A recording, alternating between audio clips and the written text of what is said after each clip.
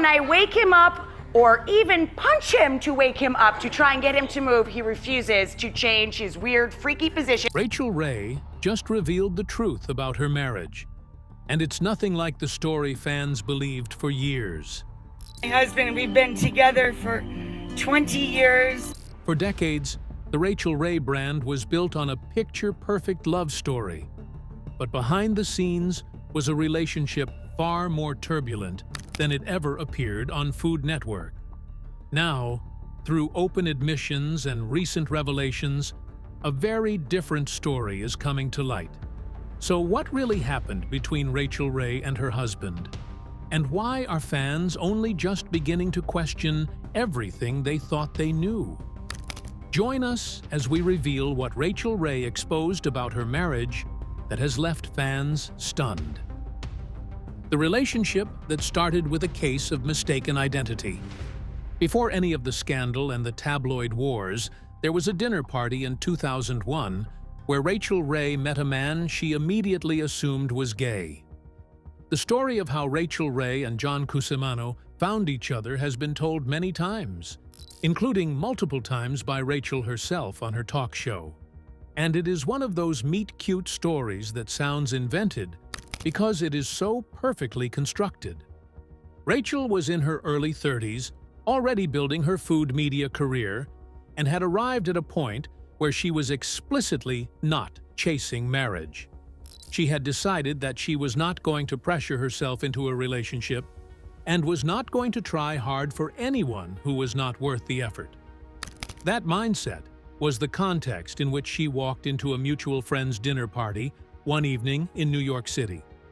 She and John gravitated toward each other, partly because they were, as John has noted in interviews, among the shortest people in a room full of tall people. They started talking about food, which is always the natural starting point with Rachael, and John described a tilapia dish he had made for himself the night before, complete with a tomatillo jalapeno cilantro reduction. The sophistication of the dish made Rachael draw a conclusion that almost ended everything before it started. She assumed, based entirely on his cooking skills, that he was gay, and began mentally composing a plan to set him up with a handsome Italian friend of hers. John corrected her misapprehension, and they kept talking. They talked until 4 in the morning. That night, in Rachael's own telling, was their first real date. The relationship that followed was serious from the beginning, even as Rachael was simultaneously building the media empire that would eventually make her one of the most commercially successful food personalities in American television history. John was working as an entertainment lawyer in New York City, primarily in film, and was also pursuing music as a genuine passion rather than a hobby, having formed an indie rock band called The Cringe that opened for acts including Mötley Crüe, Steel Panther, and the New York Dolls. He was accepted into Berklee College of Music, but chose law school instead when his family expressed concern about the stability of a music career. John proposed in a manner that Rachael has described as characteristically unromantic and somehow still perfect. She was crying because their apartment renovation was not going to be finished in time for the holidays their family was about to visit, and everything felt wrong. His response, as he has described it himself on Rachael's show, was to throw the ring box at her head to make her stop crying. Whatever he said in the moment, he has admitted he cannot remember. She said yes anyway. They got married on September 24, 2005, in Montalcino, Tuscany, Italy. The wedding was held at a castle. It was, by every external measure, the kind of wedding that belongs in a magazine. And within months of the wedding, the magazines decided to tear it apart. So, if the relationship looked this strong and this committed from the very beginning, what happened almost immediately after the wedding that sent Rachael Ray publicly spiraling for the first time? The tabloid war that nearly destroyed them. What happened to Rachael Ray and John Cusimano, beginning in late 2006, is one of the more sustained tabloid campaigns in celebrity culture of the mid-2000s, and understanding it is essential to understanding everything that followed in their marriage and their public presentation of it.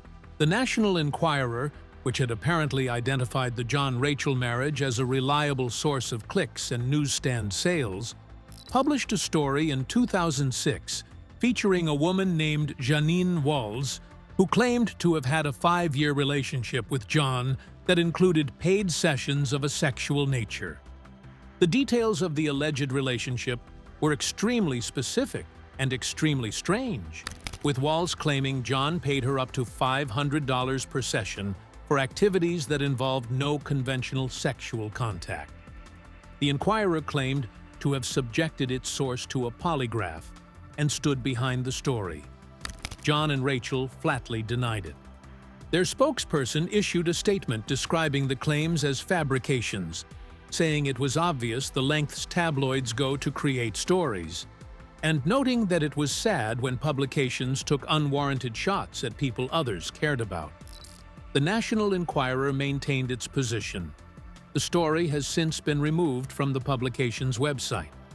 Rachel addressed the cumulative weight of the tabloid coverage on her talk show in 2007, telling her audience that everybody gossips, but that the stuff being published was hurting people in their families and among their friends, and that there was always someone telling stories, but that this had become too much. That was a notable moment because Rachel had, up to that point, maintained a public persona of cheerful unflappability. Admitting on television that tabloid rumors were genuinely hurting her was a crack in the armor that her audience recognized. Page 6 reported in 2007 that the couple was planning to divorce. Rachel shot that down within days, telling Entertainment Tonight that she and John had been planning their wedding anniversary celebration when they heard about the rumor. She said she had actually found the divorce story funny. The funny phase did not last. In 2013, the National Enquirer returned with a new story about John, this time claiming he was a regular visitor of an exclusive Manhattan venue called Checkmate, which the club's own website described as a place for couples and female friends to explore their pleasures in a sensual environment.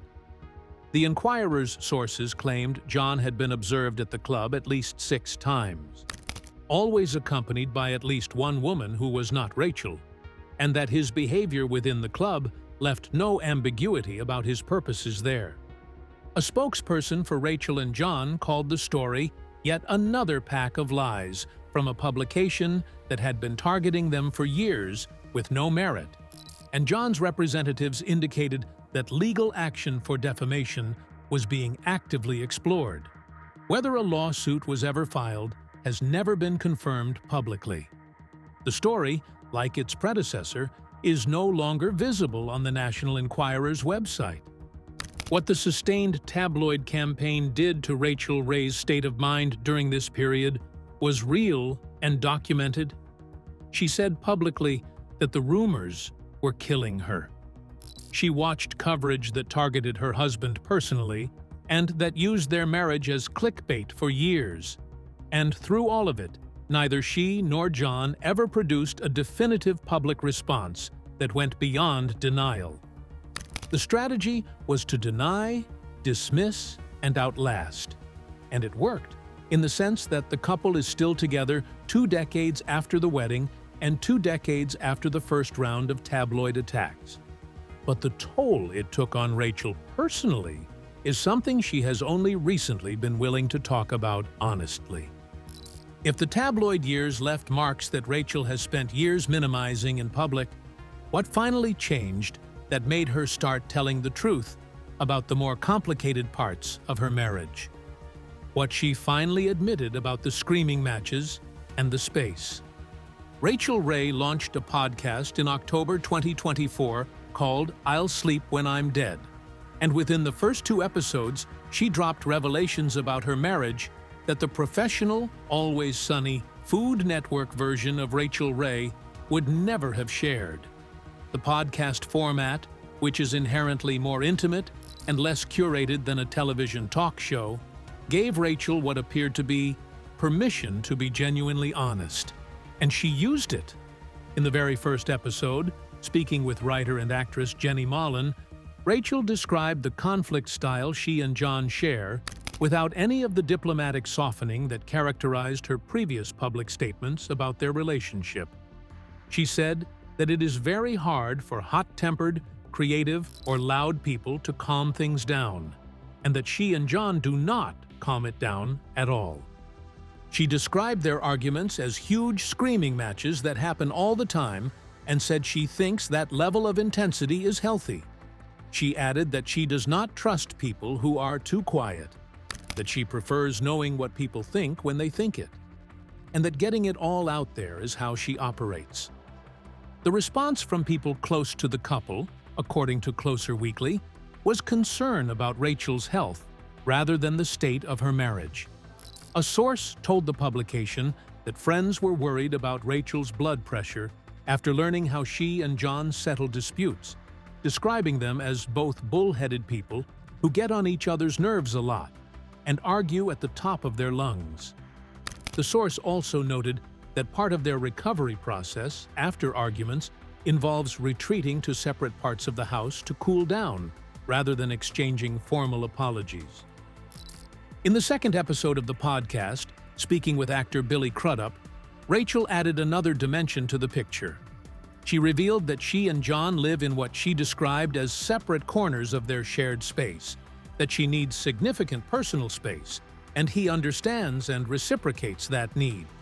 She called herself wildly lucky to have him, but was clear that the luck is inseparable from the fact that the arrangement gives both of them room to breathe.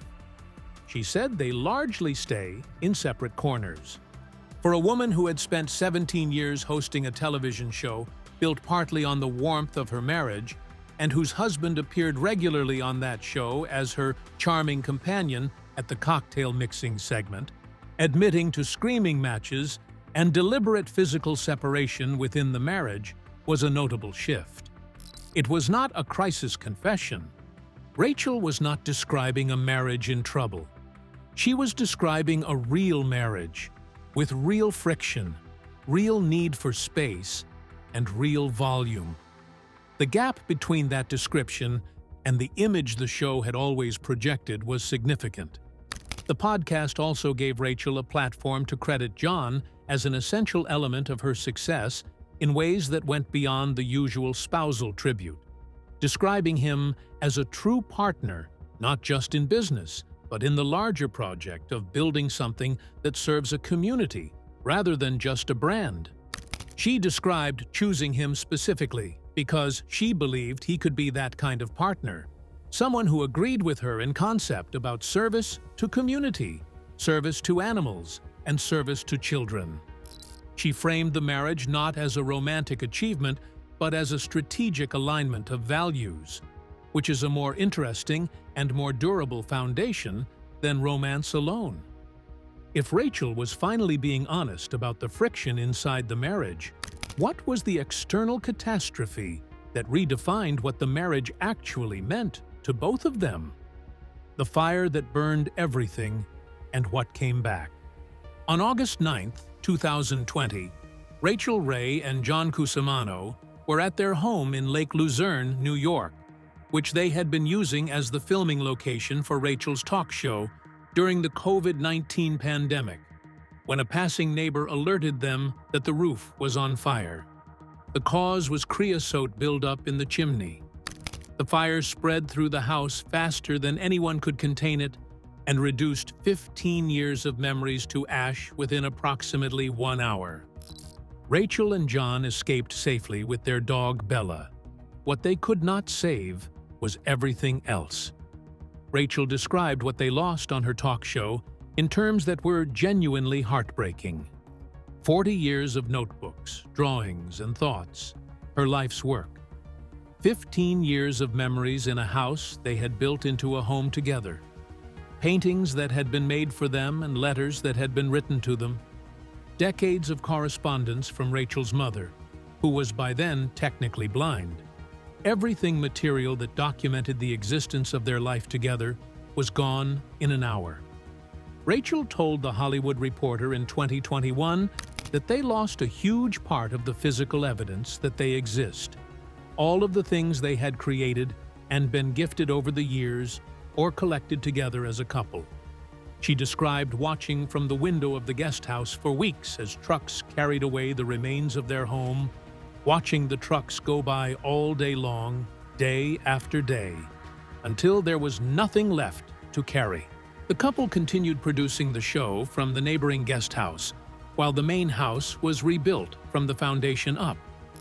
They documented the process, brought their audience into it, and used the situation to launch a charitable initiative called Rachael Ray's Rebuild, designed to help other families recovering from home disasters. That response was characteristic of how Rachael processes difficulty, by turning it outward into something that helps other people. The house was rebuilt, and Rachael gave her audience a tour of the completed home in November 2021.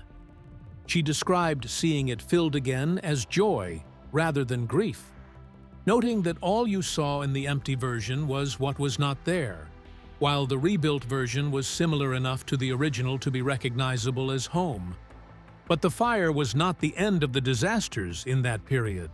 Just over a year later, Hurricane Ida caused severe flood damage to Rachael and John's New York City apartment, which Rachael had just finished restoring from a previous period of damage. She described every speaker in the ceiling, the fireplace, and every seam in the wall as having melted. The apartment she had worked on had to be started again. And between the fire and the flood, Rachael lost her beloved pit bull Isabu, who had been her companion for 15 years and whose death hit her with a weight that she described as making their life a little less sweet. In 2024, she told Appetito magazine that those three events, the death of the dog, the house fire, and the apartment flood, were what led to her stepping back from public appearances for a period. The interview was the first time she named all three together as a connected experience of loss, rather than treating each one as a separate, manageable event. If the disasters of 2020 and 2021 strengthened something in the marriage by stripping everything else away, what happened to the professional empire that Rachael Ray had built, and what did the end of her television era reveal about who she actually is? Life after the empire. For 17 seasons, The Rachael Ray Show was one of the most consistent presences in American daytime television. It debuted in syndication in September 2006, and, in its first season, became the #1 new syndicated strip launched that year. Over its run, it was nominated for 37 Daytime Emmy Awards and won 3 times for Outstanding Talk Show. Rachael had built around it an empire that included multiple Food Network programs, dozens of cookbooks, a magazine, a pet food line, a kitchenware collection, and a business valuation that various sources estimated at approximately $100 million. In March 2023, Rachael announced that the show would end after its 17th season, with the final episode airing on July 28, 2023. She framed it in public as her decision, saying she had made the choice to move on to the next exciting chapter in her broadcast career. She announced the formation of a new production company, Free Food Studios, and spoke about her passions having evolved beyond the traditional talk show format and syndication model. The professional reality was more complicated than the announcement suggested. The daytime syndication landscape that Rachael had thrived in for 17 years had changed significantly. Several long-running shows ended in the same period, including Dr. Phil, Ellen, and others that had defined daytime television for decades. The market that had supported The Rachael Ray Show was contracting in a way that made the future of that format genuinely uncertain. John had left his independent legal career years earlier to manage Rachael's businesses and represent her exclusively, making their professional and personal lives completely intertwined. When the talk show ended, The business structure around it had to be reinvented alongside whatever came next. The launch of free food studios and a new show called Rachael Ray's Meals in Minutes, which premiered in April 2024, represented that reinvention. Rachael has also produced shows about her Tuscany home, where she and John have been spending significant time. Following the end of the show, speculation circulated that Rachael had disappeared from public life, which she pushed back against firmly in an interview with US Weekly in October 2025, saying she had no idea what people were talking about, that she works constantly, and that she never left. She described writing around the clock and producing shows with friends around the clock, and expressed genuine confusion about the perception that she had stepped back from her career. What she actually stepped back from was the structure of daily television production that had organized her professional life for 2 decades. The show was the framework around which everything else was arranged, including her public relationship with John, who appeared on it regularly and was known to its audience partly through that lens. Without the show, the marriage became a private relationship again rather than a public one, and the podcast became the place where Rachael processed that shift in real time, talking about the screaming matches and the separate corners, and the weird balance in a way the show would never have accommodated. Does knowing the real story of Rachael Ray's marriage change how you see the empire she built around it? And do you think the podcast version of Rachael Ray is the most interesting version of her we have ever seen? Share your thoughts with us in the comment section. Remember to like, share, and subscribe for more. Also, click the next video showing on your screen. You will enjoy it.